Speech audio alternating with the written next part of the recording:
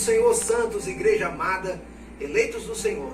Essa é mais uma edição do canal Testemunho da Santidade. Eu sou o pastor Neto, pastor da Igreja Comunidade Cristã Primitiva, e está comigo o presbítero Geison. Juntos vamos ministrar uma mensagem profética ao teu coração. Amém, pastor? Amém, pastor Neto. A paz do Senhor Jesus a todos vocês. Fiquem conosco, que hoje tem algo muito bom da parte de Deus para ouvirmos. Amém.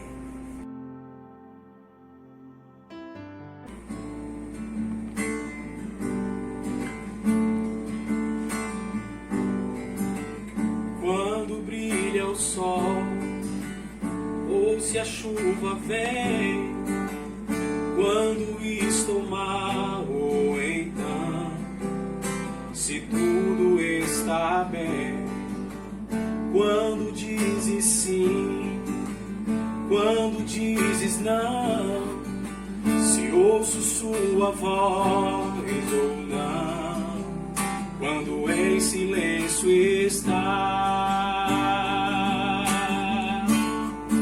Oh Senhor Jesus, serás sempre Deus e sempre me amarás, não desampararás, nem desistirás, e ainda que a dor me diga que não, sei que é por amor, estás me ensinando que sempre és Deus, serás sempre Deus e sempre me amarás, não desampararás, nem desistirás, e ainda que a dor me diga que não, sei que é por amor, estás me ensinando que sempre és Deus.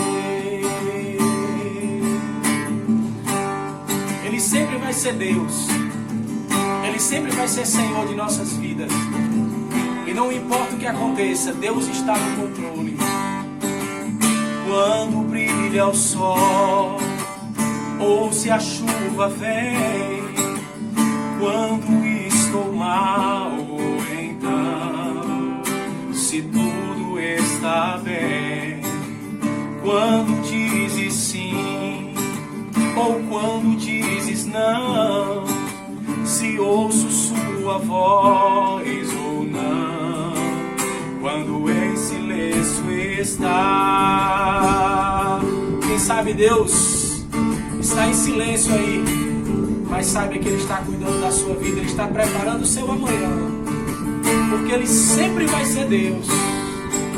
Serás sempre Deus e sempre me amarás, não desampararás, nem desistirás, e ainda que a dor me diga que não, sei que é por amor, estás me ensinando que sempre és Deus, serás sempre Deus e sempre me amarás.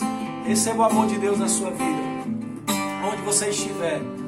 Receba o amor de Cristo no seu coração, e ainda que a dor me diga que não, sei que é por amor, estás me ensinando que sempre és Deus, e sempre será Deus. Glória a Jesus. Queridos do Senhor, nesse vídeo nós vamos abordar um tema interessante que Deus pôs no nosso coração. Esse tema ele é envolvente, é polêmico, é um tema onde vamos tentar explorar o máximo da palavra de Deus ao teu coração. Deus pôs em nosso coração falar nessa noite sobre céu e inferno, vida e morte. Nesse vídeo nós vamos estar tentando ao máximo extrair da palavra o que é o céu e o que é o inferno, e todos os detalhes que envolvem esse tema. Amém, pastor? Bem, pastor, céu e inferno. É um tema muito polêmico, como já foi dito, e é um tema que gera muitas dúvidas. Tenho certeza que muitas pessoas têm dúvidas. O céu, a respeito do céu, ele é uma metáfora ou o céu realmente existe? Nas palavras do nosso Jesus, ele é real, é uma morada, é uma dimensão. O céu, ele é a dimensão de Deus. Junto aos anjos, é a futura morada dos salvos de todas as eras, dos eleitos. Jesus, ele nos garantiu e nos deu uma promessa tão poderosa. Evangelho de João, capítulo 14, quando Jesus já estava alertando os discípulos sobre sua morte, ele disse: eu vou para o meu Pai, e na casa de meu Pai há muitas moradas, casas, moradias. Se não fosse assim, eu não teria dito. E se eu for, e ele foi, ele vive, ele ressuscitou. E se eu for, irei preparar morada para vós. Ele nos prometeu casas. Ele disse: para que onde eu estiver, estejais vós também. Então o céu, ele é a dimensão de Deus e é a futura morada dos eleitos, dos salvos no Senhor, dos salvos de todas as eras. Portanto, o céu é esse lugar maravilhoso, é a nossa meta, é o nosso alvo, é aquilo pelo qual lutamos e acreditamos. Biblicamente é chamado de firmamento. A palavra fala do primeiro céu. Esse é o primeiro céu. Esse é o primeiro céu, como entendemos. Embora o texto não fala, não há uma passagem que diga é o primeiro céu. Entendemos que é o primeiro céu, olhando de baixo para cima. É o primeiro céu por ser o firmamento, nosso teto, a atmosfera que circunda esse planeta. O segundo céu seria o cosmos, das estrelas, dos planetas. O autor dos Hebreus vai dizer: pela fé entendemos que Deus criou os mundos, né? Então, existe aí um terceiro céu. Até aí, o terceiro céu de Paulo, né, professor? Exatamente. 2 Coríntios 12, Paulo assim o chamou de terceiro céu. Se ele chama de terceiro céu, é porque ele mesmo entende que esse céu que está sobre nós, esse azul que fica sobre nós, o firmamento, é o primeiro. O segundo é o das estrelas. O terceiro é a dimensão de Deus. Ok. Esses três céus que a Bíblia nos fala, o terceiro céu, o senhor está explicando, é a morada que Deus está preparando, que Jesus vai preparar para nós. O que Paulo chama também de paraíso. Nesse terceiro céu, eu gosto de ver assim, pastor, eu gosto de pensar e explicar dessa forma. Imagine que o terceiro céu é um galpão, é um salão, como que um salão de uma igreja, onde o altar da igreja é o trono de Deus e a frente do altar, onde ficam os anjos. O seio de Abraão, que assim cremos, local onde estão os espíritos daqueles que morreram no Senhor, o descanso daqueles que morrem hoje no Senhor. Segundo Apocalipse 6, vamos falar daqui a pouquinho com mais detalhes sobre isso, fica debaixo do altar do Senhor. E onde estaria a Nova Jerusalém prometida lá em Apocalipse, a cidade de ouro? Provavelmente está em algum lugar do terceiro céu, lacrada, reservada para nós. Portanto, o terceiro céu é esta dimensão. Eu costumo pensar e explicar dessa forma. Então, pastor, o céu, ele é muito mais do que apenas um local de descanso. Ele é muito mais do que um lugar para descansar. É muito mais do que o reencontro com os nossos velhos amigos, os familiares que morreram em Cristo. É mais do que somente essa esperança. É um lugar em que vamos passar a nossa eternidade ao lado do Senhor Jesus. É de fato a eternidade, né? Segundo o Apocalipse capítulo 21, versículo 4, na eternidade, nessa vida com Deus, nesse lugar, na dimensão de Deus, onde está o Senhor. Porque o céu para nós é onde o Senhor Jesus está. Onde eu estiver, estejais vós também. Então, Apocalipse 21, 4 diz que lá não haverá mais pranto, nem dor. Não haverá as velhas coisas, todo o sofrimento na terra, todo o sentimento terreno é passado. Tudo se faz novo. Então vamos viver a vida de Deus. Portanto, Deus ele garante em Apocalipse, no mesmo capítulo 21, no versículo 7, ele diz: quem vencer, quem herdar a vida eterna, eu serei seu Deus e ele me será filho.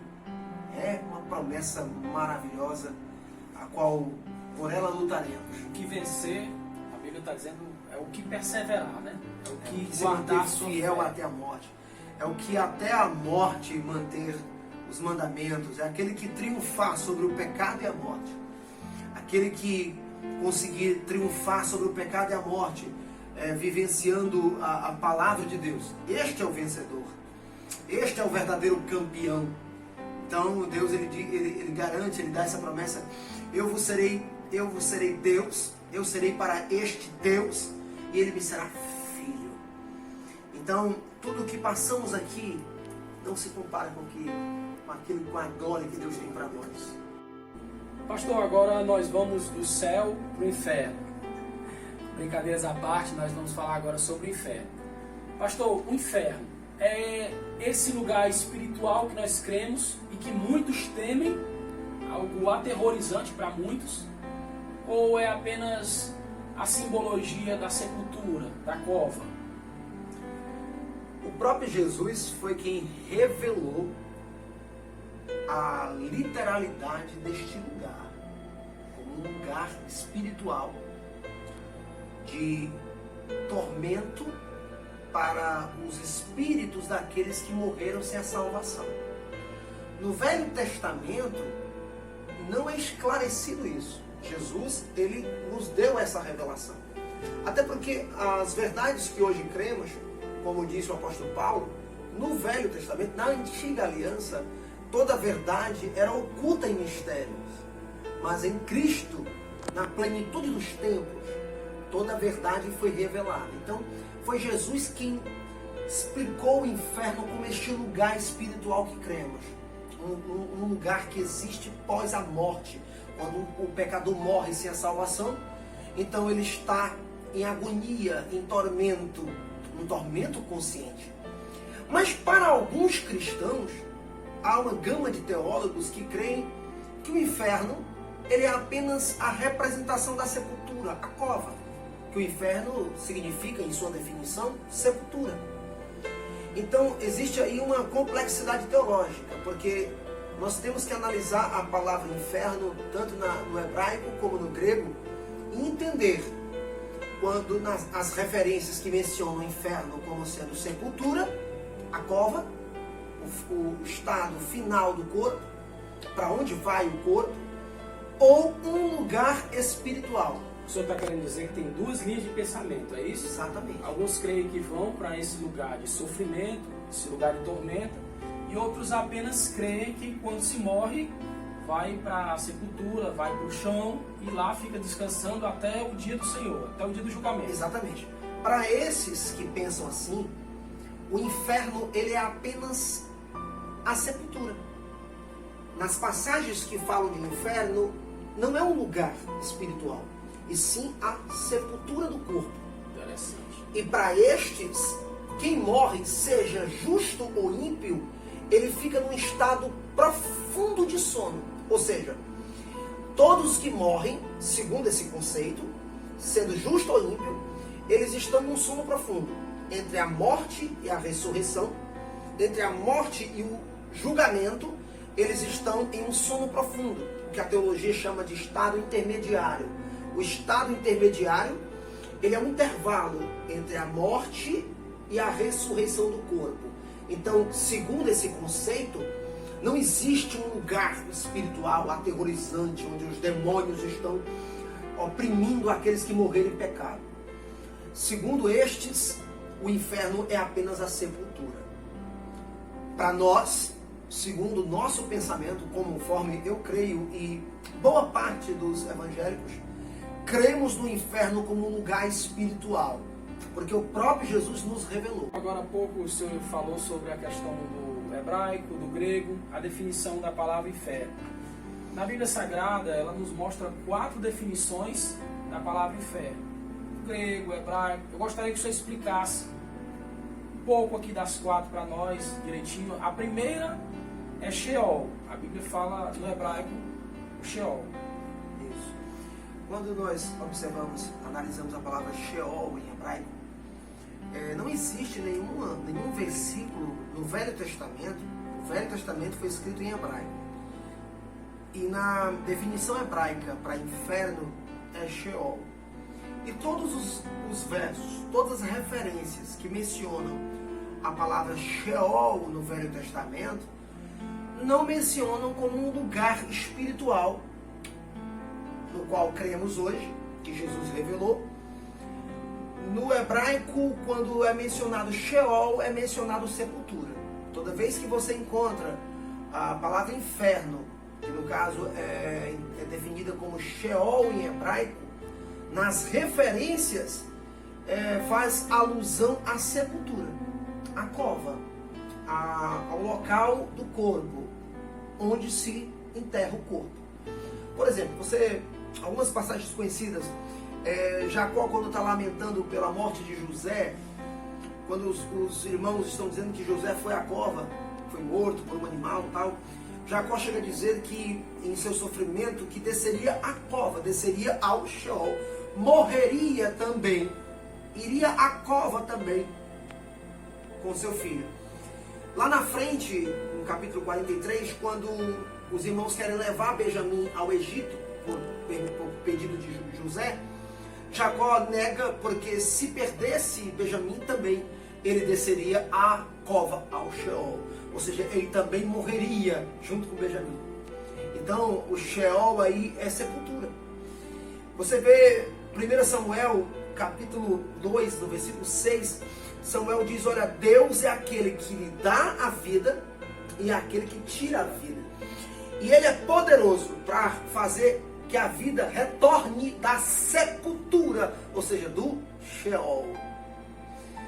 Eclesiastes, no capítulo 9, versículo 10, Salomão vai dizer o seguinte, olha, quem desce ao Sheol, quem vai à sepultura, na sepultura, no Sheol, não há lembrança, não há sentimento, não há memória, porque uma vez que o corpo vai à sepultura, ele fica nesse conceito, há um sono profundo, o espírito ele fica numa inércia, nesse estado intermediário que eu acabei de falar, né? Entre a morte e a ressurreição, é um sono profundo.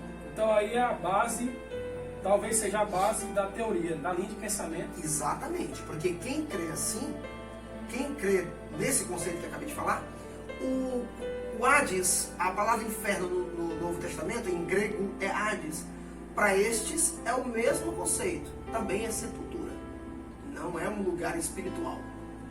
Então, já falando de Hades, você pega no Novo Testamento, você vê que existem passagens ali no Novo Testamento que realmente o Hades é sepultura. Por exemplo, Jesus disse assim, ó Cafarnaum, tu que estavas elevado aos céus, em tua arrogância tu descerás ao Hades, a sepultura, como quem diz, tu vai perecer, tu vais estar caída como o morto na sepultura. Ali não é um lugar espiritual, ali é a sepultura mesmo. Então, há outras passagens, você pode ver também no Novo Testamento, Jesus, ele menciona, por exemplo, em Atos 2, 27, quando é mencionado que Jesus não veria a corrupção, Deus, o Pai, não deixaria Jesus no Hades, na sepultura, ou seja, Deus, o Pai, não deixaria o seu filho debaixo da terra, mas ele venceria a morte. Então o Hades aí é sepultura. Então nós falamos agora de duas definições, né? Já falamos Sheol e falamos do Hades. Sheol no hebraico, Hades no grego. Isso, mas o Hades, embora também é sepultura, o inferno na palavra grega é Hades, que nas referências algumas é sepultura, como citei agora, certo? Também existe o lugar espiritual que foi revelado por Jesus. Entendemos que o Hades, não, em algumas referências, é muito além, vai muito além da sepultura. Somente a sepultura. É um lugar espiritual de punição para os pecados cometidos em vida no corpo. Daí Jesus vai fazer algumas menções. A primeira menção que temos é quando ele fala em Mateus 16, quando ele diz que as portas do Hades, do inferno, ou seja, a casa inferno, o grupo dos demônios, onde vivem os demônios, as portas do inferno não prevalecerão contra a igreja. Note que quando Jesus expulsa o demônio do Gadareno, observe que os demônios, conversando com Jesus, pedem que Jesus não os mande para o abismo. O abismo é um lugar espiritual. Então, o inferno é muito além da tumba. Portanto, quando você vê em algumas referências o Hades, como essa que eu falei em Mateus 16, as portas do inferno, as portas do Hades, aí é a casa inferno, um lugar espiritual. Você analisa também em Apocalipse capítulo 6, no versículo 8, no quarto cavaleiro, a morte, ele tinha por nome morte, e o inferno, o Hades o seguia, um lugar o seguia. Porque ele em si já é a morte, ele já causa a morte. Mas existe algo além da morte. O inferno o seguia. Você vê também em Apocalipse 20, quando é citado que a morte, o estado morte, e o inferno, o Hades, um lugar dos mortos, morada dos mortos, um lugar espiritual. A morte e o inferno serão lançados no lago de fogo. O estado morte e o lugar espiritual, onde estão os espíritos dos pecadores em tormento, serão um dia lançados no lago de fogo, e essa é a condenação final. Então, pastor, o que vai nos explicar de uma forma muito clara, perfeita, é a parábola de Lucas 16, a parábola do rico e do Lázaro, né? Jesus, ele vai explicar totalmente aí, tirar qualquer dúvida de alguém que acha que o Hades é apenas uma sepultura. Na palavra ele vai explicar que o rico se vestia de púrpura, era um homem cheio de dinheiro, e o Lázaro era um simples homem que mendigava. Na parábola a Bíblia vai dizer que Lázaro morre e ele vai para o seio de Abraão. Aqui Jesus já está explicando, já está abrindo o leque do céu aí para nós. Ou seja, um lugar de consciência pós-morte, né? Isso. Por aí já tira que é um lugar consciente. Depois o rico, quando morre, a Bíblia vai dizer que ele morre, é sepultado. Aí fica aquela interrogação, mas Jesus não deixa nada vazio. Ao próximo versículo ele vai dizer que, estando no inferno, ele está atormentado. Ele está... Tormenta consciente. Tormenta consciente. Ou seja, note aí que, para mim, essa parábola é a chave para entendermos que o Hades é muito além da sepultura, mas é um lugar espiritual. Jesus nos revelou que é um lugar espiritual. Porque se fosse apenas sepultura, morreu o rico, sono profundo, não reconhece mais nada, não tem consciência, está apagado. Morreu Lázaro, da mesma forma. Ele deixa bem claro, mas é uma parábola, pastor. Tudo que Jesus pregou, ele pregou 90% em parábola. Mas toda a parábola que ele transmitiu não deixou de ser uma mensagem real. Ou seja, parábola é uma história fictícia, mas que retrata uma realidade. Jesus falava de coisas simbólicas, Jesus usava simbolismos para representar uma verdade. Então, Jesus sempre quando falou de parábolas, ele falou de coisas reais. Ele quis representar uma realidade. Então, Jesus, quando ele contou esta parábola, que é uma mensagem simbólica, é uma ilustração, mas ele representou uma verdade. Ele deixou clara com essa mensagem. Ele quis dizer que pós-morte, morte de um ímpio, o rico, que viveu na soberba, viveu na arrogância, viveu na prepotência contra Deus, viveu em oposição à verdade, à obediência a Deus, viveu no mal. Ele, pós-morte, ele acordou em agonia, estava consciente, ele sentia a dor, ele estava rangendo os dentes, estava sentindo o calor, o ardor na alma. Ele pede até para molhar. Né? Ele pede para ser refrescado com água, que isso traz alusão ao sofrimento, ele pede um alívio ao sofrimento. Estava em um sofrimento consciente, não em um sono profundo. E o Lázaro estava no seio, no recanto de Abraão. Estava de descanso, consciente, mas descansando de todo o sofrimento que viveu na terra. Jesus, ele não falaria essa parábola se tudo isso fosse apenas uma ilustração, se tudo isso fosse apenas algo irreal, se fosse apenas para explicar que alguém morre em pecado, morre perdido, alguém morre salvo, morre para viver um descanso futuramente. Não faria nenhum sentido essa Não parábola. faria sentido, porque na própria parábola Jesus provoca temor para aquele que está vivendo hoje em pecado e que pós a morte pode viver em agonia. E aquele que está sofrendo em vida, mas está feliz com o Senhor, pós a morte, vai desfrutar imediatamente de paz e vida e segurança.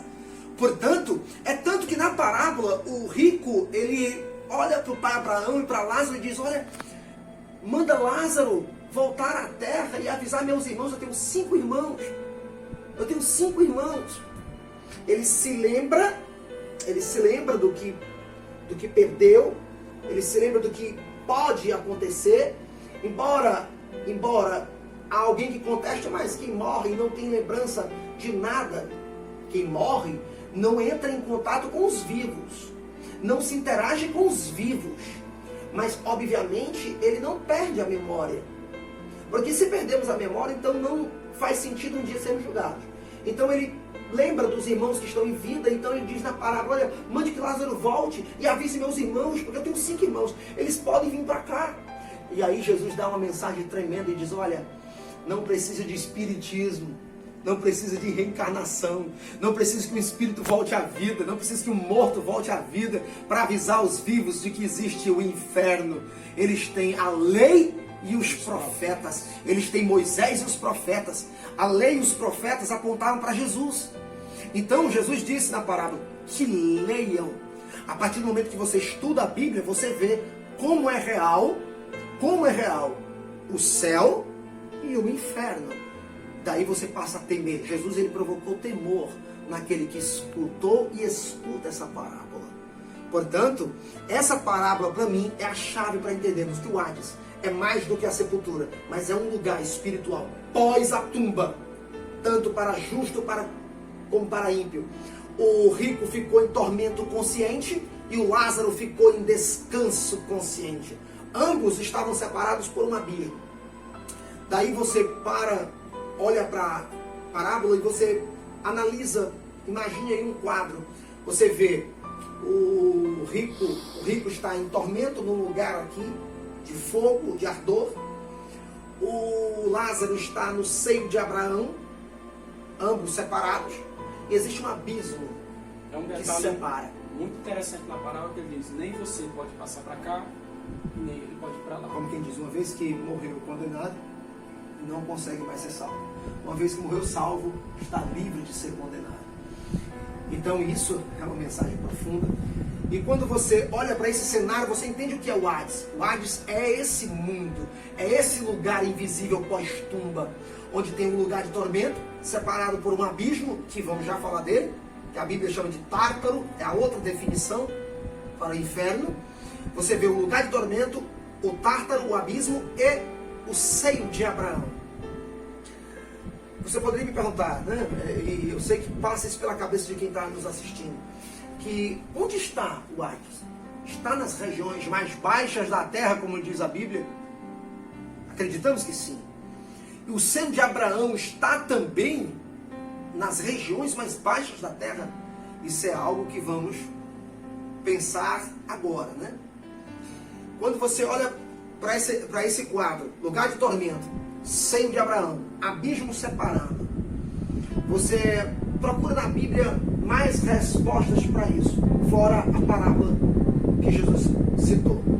Você encontra na carta aos Efésios, no capítulo 4, a partir do versículo 8, Efésios 4, a partir do verso 8, Paulo vai dizer, ora, aquele que desceu às partes mais baixas da terra, Paulo está afirmando que Jesus desceu às partes mais baixas da terra. Ora, aquele que desceu é o mesmo que subiu. Uma vez que ele desceu às partes mais baixas da terra, aí você vai pegar o gancho de outros versículos. O apóstolo Pedro vai dizer que Jesus, ele deu testemunho às almas em prisão, as almas que estavam em prisão da época do dilúvio. Eu não consigo crer, olhando para esse versículo, que isso é uma metáfora. Não tem como dizer que é uma sepultura. Não tem como dizer que é uma sepultura. Jesus, ele esteve na casa inferno, ele tomou o poder da morte do inferno, ele venceu de fato, ele tomou realmente o poder, todo o equilíbrio, todo o controle que Satanás supostamente tinha. Ele passou a ser de fato o dono da morte e do inferno, da casa inferno, e subindo ao alto. Quando ele subiu no terceiro dia, ele ficou aqui aparecendo durante 40 dias. Quando ele ressuscitou no domingo de manhã, ele ficou 40 dias aparecendo para os discípulos. O apóstolo Paulo chega a dizer que ele apareceu para mais de 500 discípulos durante 40 dias. No final dos 40 dias, quando Jesus sobe ao alto numa nuvem, e os discípulos contemplam ele subindo nas nuvens. Quando Jesus sobe ao alto, em Efésios 4, Paulo continua dizendo: aquele que desceu às partes mais baixas da terra, ele subiu, e subindo ao alto, ele levou cativo o cativeiro, e deu dons aos homens. Bem, pensando nesse versículo, existe uma polêmica e uma complexidade. Há quem acredita, e eu respeito quem crê assim, que levar cativo o cativeiro é Jesus retirar das trevas todo o controle, é Jesus destronar Satanás, ou seja, é Jesus retirar de Satanás o poder do cativeiro e levar para si o poder, o controle. É Jesus nos dar a liberdade, é Jesus retirar de nós o cativeiro. Há quem crê assim. Segundo a própria passagem que ele desce, seguindo a ordem da passagem, que ele desce as partes mais baixas da terra, e ao subir, ele leva cativo o cativeiro, me faz pensar, e eu sei que muitos pensam assim também, respeito quem pensa diferente, mas me faz crer que ele está tomando um cativeiro, ele está tomando um lugar, cativando e transportando a outro lugar. O que nos faz entender que o Hades, ele era um lugar de 3 partes, antes da cruz. Lugar de tormento, segundo a parábola do rico e do Lázaro, abismo e seio de Abraão. Conforme a descrição de Efésios 4 que estou falando, Jesus leva cativo o cativeiro. Existia um costume em que os pastores, eles, como eram nômades, eles amarravam o seu cativeiro e transportavam de um lugar para o outro. Então, chego a concluir que Jesus transportou o seio de Abraão ao que Paulo chama de terceiro céu. Então, cremos que hoje, nas regiões mais baixas da terra, tem um lugar de tormento, está lá o lugar de tormento, o abismo, e essa parte onde ficava o seio de Abraão está no vazio, porque o seio de Abraão está hoje no terceiro céu. Quando você lê Apocalipse no capítulo 6, no 5º selo, há algo intrigante ali. O apóstolo João vê, debaixo do altar do Senhor, debaixo do trono, ele vê vidas, almas, gritando por socorro, pedindo vingança daqueles que o mataram. Os mártires, talvez os mártires de todos os tempos, ou os mártires da tribulação. Eles estavam ali pedindo vingança, e era um reservatório, como que o seio de Abraão. Quem está no seio de Abraão está esperando a ressurreição que acontecerá no arrebatamento. Assim como aquele que está no lugar de tormento está esperando a ressurreição para ser julgado e lançado no lago de fogo. Portanto, para nós, o estado intermediário entre a morte e a ressurreição, ele não é um sono profundo, ele não é a tumba. Para nós, o estado intermediário, o intervalo entre a morte e a ressurreição, ele é um lugar de consciência, seja tormento consciente ou descanso consciente. Que no caso, o descanso consciente é o seio de Abraão. O seio de Abraão. O tormento é o inferno. É o inferno, é o Hades. Não o Hades tumba, mas esse lugar espiritual. Todos dois, consciência plena. Consciência plena. Pastor, e o senhor estava explicando aqui, já entrou na terceira definição, né? E a questão do abismo, né? Que significa tártaro. O senhor poderia explicar um pouco mais? O tártaro, que é o abismo que divide, segundo a parábola do rico e do Lázaro, divide o lugar de tormento e o seio de Abraão. Até a cruz fazer essa divisão. Pós a cruz de Cristo, pós a ressurreição, como eu falei agora há pouco, o seio de Abraão é transportado para o terceiro céu. Portanto, no abismo, nas passagens que fala de Tártaro, quando cita Tártaro, as referências onde consta Tártaro, é o abismo, é o inferno abismo. É uma região espiritual onde está a prisão dos anjos caídos. Você vê nas passagens de 2 Pedro, capítulo 2, versículo 4, que existem anjos que estão em trevas exteriores, estão em tormenta, em prisão, estão esperando dia, hora, mês e ano para serem soltos. Inclusive serão soltos na grande tribulação.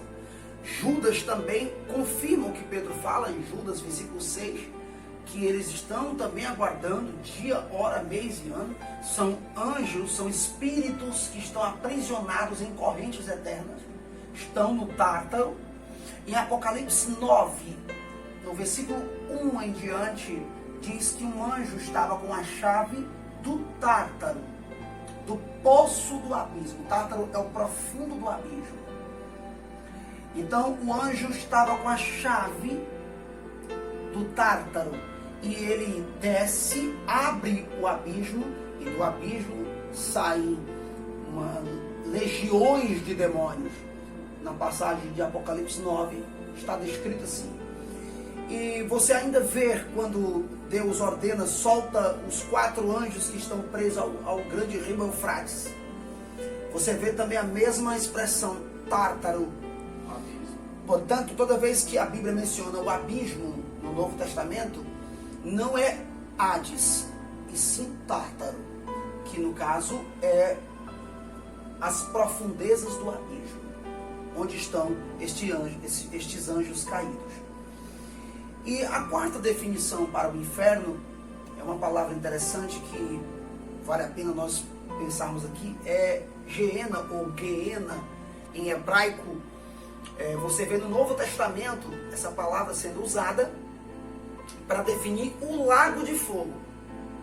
Toda referência no Novo Testamento ao lago de fogo não é mencionada a palavra Hades nem Tártaro, e sim Geena. A palavra Geena, ela representa Gen-Be-Rinon, que significa Vale dos Filhos de Rinon. No Velho Testamento, esse vale era um lugar histórico, era um lugar real, literal. O Vale dos Filhos de Rinom era um vale que ficava fora dos muros de Jerusalém, ficava ao entorno da cidade, e era um vale de lixão, era onde se colocava o lixão da cidade. Toda carne apodrecida, carne de cadáveres, de animais, ou seja, o lixo era jogado ali e era incinerado. Portanto, eles queimavam e o fogo ardia dia e noite naquele lugar através do enxofre, por meio do enxofre. Se colocava enxofre e se mantinha o fogo aceso para que o lixo fosse plenamente queimado. Então, Jesus ele citou este vale, Jesus citou este lugar para representar, entendemos assim, o lago de fogo, a extinção final, a condenação final dos espíritos dos pecadores que hoje estão no inferno, no Hades. Portanto, lá em Apocalipse diz, a morte e o inferno, o Hades, o mundo espiritual, o Hades, foram lançados no Geena, no lago de fogo. Que é o que a Bíblia chama de segunda morte. Segunda morte. Já explicamos aqui a questão da segunda morte, mas voltando a entender Guiena. Guiena, nas passagens que existe essa definição, é o lago de fogo.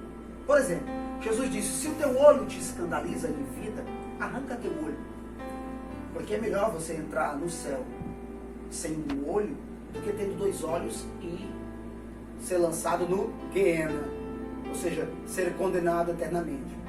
Se é a tua mão ou se é teu pé, da mesma forma. É muito melhor você entrar no céu coxo, manco, do que tendo 2 mãos, 2 pés e ser lançado no Guiena, no lago de fogo. Portanto, algumas referências, Jesus disse assim, olha, se por acaso você chamar alguém de raca, de perverso, de maldito, você será réu do fogo do inferno. O inferno aí, a palavra para inferno aí é Guiena. Ou seja, se você em vida amaldiçoa os outros, você pode um dia ser réu da condenação eterna do lago de fogo. Só abrindo um parêntese aqui, pastor, sem tirar a sua linha de raciocínio, para que as pessoas que estão assistindo possam entender, na Bíblia Sagrada ela vai falar sempre, nas nossas traduções, a palavra inferno. A gente está falando aqui de Tártaro, Guiena, você vai entender melhor quando você for para o original do grego. O original da palavra. Sempre vai ter inferno, mas no original Exatamente. é que vai ter a separação por seja palavras. Lendo você a sua Bíblia em casa, em português, sempre você vai ler inferno. Você só vai entender o que nós estamos aqui explicando se você for estudar a palavra no original dela. Como a Bíblia Velho Testamento foi escrita em hebraico, a palavra para inferno em hebraico é Sheol. No Novo Testamento, em algumas referências, é o Hades, que representa o mundo espiritual pós a morte, o lugar de tormenta para os que morrem em pecado. E você vê também uma definição para inferno na palavra Tártaro, que é o abismo. Quando menciona o abismo, a palavra inferno vai ser Tártaro. Quando menciona o lago de fogo, a condenação final, é mencionada a palavra Guiena no original. Portanto, existem essas 4 definições. Então, é interessante Jesus citar o Vale dos Filhos de Rinom, porque no Velho Testamento esse vale era muito conhecido. Jeremias, capítulo 31, Jeremias chegou a dizer no versículo 40, se não me engano, Jeremias disse, ele chamou esse vale de Vale dos Cadáveres, Vale das Cinzas. Era um vale muito conhecido. Em outras referências cita apenas como vale. Existia a entrada para este vale chamada o Portão do Vale. Portanto, você vê isso. Não se sabe até hoje por que era Vale dos Filhos de Rinom, mas teve esse nome, foi batizado assim. Jesus ele usou este lugar real para representar a condenação final, o lago de fogo. E quando é que o espírito do pecador é lançado no lago de fogo? Bem, todos aqueles que hoje estão no inferno, no Hades, sendo queimados por seus pecados, todos aqueles que morrem hoje condenados, e o espírito vai, não fica no sono profundo, mas desce ao lugar de tormento. Ele espera a ressurreição, para um dia ressuscitar, ser julgado e pós-julgamento ser lançado no lago de fogo, que é a extinção final, o que o Apocalipse chama de segunda morte. Por que segunda morte? Qual é a primeira morte? É a morte visível? Qual é a morte visível? É a tumba, é a sepultura. Todo ser humano não escapa dela. Sendo justo ou ímpio, todos irão para a sepultura. Mas a segunda morte, ela é o sofrimento eterno, a agonia eterna, é a separação eterna de Deus. É estar separado por toda a eternidade de Deus, da vida de Deus.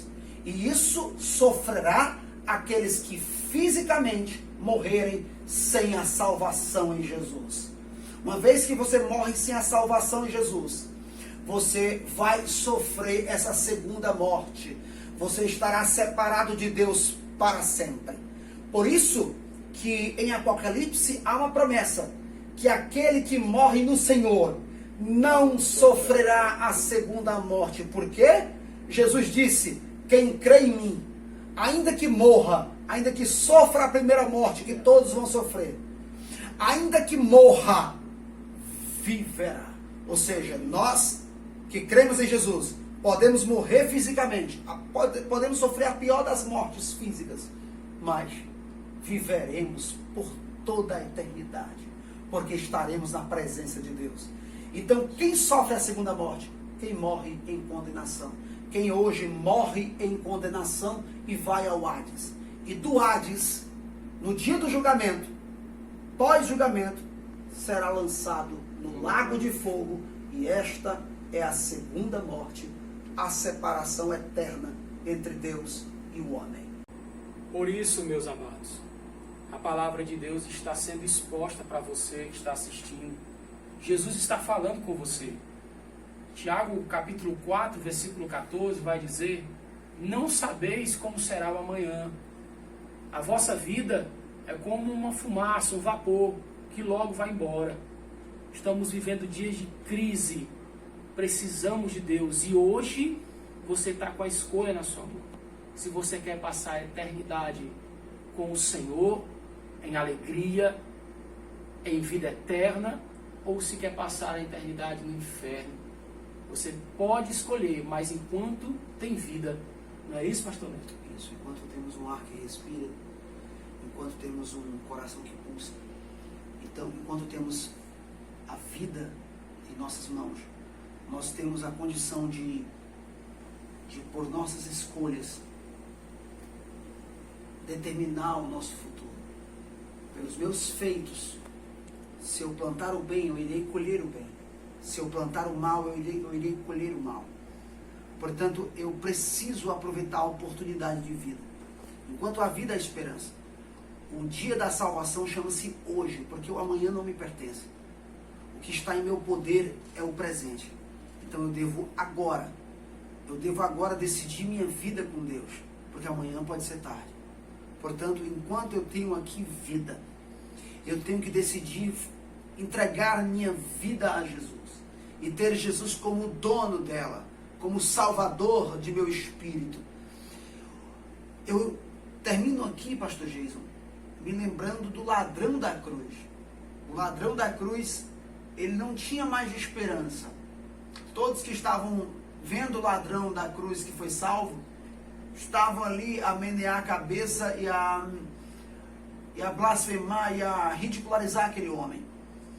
Ele estava ao lado do Deus encarnado.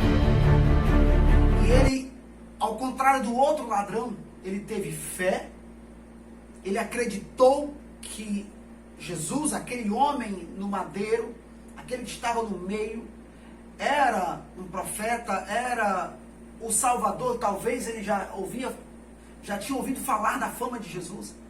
E ele teve ali naquele suspiro, já perto de morrer, ele disse a Jesus: Mestre, lembra-te de mim quando entrares no teu reino. Jesus, ele dá uma resposta que talvez é o que você está esperando ouvir hoje. Jesus disse: ainda hoje estarás comigo no paraíso. Porque quem morre na fé hoje, quem agora morre na fé, não vai ao paraíso depois de uma eternidade de sono, mas imediatamente ele se acorda nesse descanso consciente, nessa paz de Deus.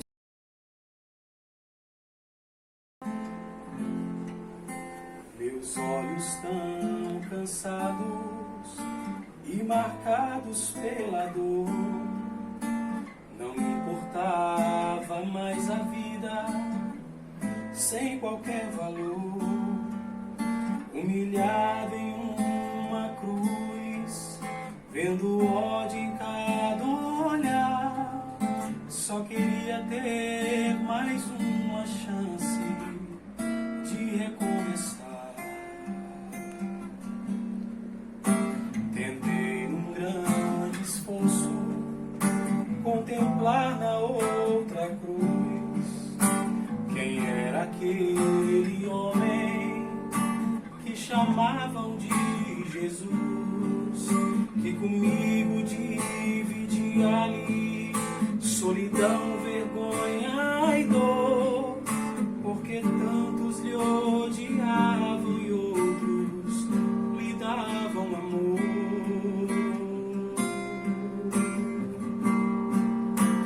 O teu olhar me fez estremecer e crer que ali estava o próprio Deus. Pude esquecer minha dor. Eu tinha ao meu lado um rei, morrendo por falar de amor. Na luz do teu olhar, senti o teu perdão. Lavaste com o teu sangue o meu coração. Sei que esse amor não tem fim. Eu creio que és filho de Deus. Ninguém jamais me olhou assim. Quando entrares no teu reino, lembra de mim. O teu olhar me fez estremecer em meio a tanta dor, tentando me dizer: eu te escolhi, filho meu. Ainda hoje no paraíso, ainda hoje no paraíso, ainda hoje no paraíso, comigo estará. Senhor nosso Deus, nós cremos, ó Senhor, na Tua existência, e é pela Tua misericórdia que seremos salvos, porque pela graça sois salvos, mediante a fé que surgiu naquele ladrão. Pelas suas obras ele não entraria no teu descanso, ele não entraria no seio de Abraão. Pelas suas obras ele não viveria em tua presença, mas surgiu fé nele. Ele creu no Senhor, e por ele crer, o Senhor em tua misericórdia o salvou. Porque a salvação é pela graça, por tua bondade, mediante a fé. Não vem de obras, para que nenhum homem se glorie. Senhor, o Senhor respondeu para aquele ladrão. O Senhor respondeu para aquele homem: ainda hoje estarás comigo no paraíso. Porque após a morte existe uma vida consciente. Existe um descanso consciente, repleto de tua presença. Senhor, fica conosco. Ó Deus, Senhor, enche o coração daquele que nos assiste agora. Enche, Senhor, da tua presença, do teu poder. Aleluia, Deus. E nos dê, Senhor, da tua vida. Oh, Senhor, salva Jesus. Oh, Jesus. Bendito é o nome do Senhor. Desejamos a você toda sorte de bênçãos, e que o Senhor te dê vida. Jesus é a vida. Amém?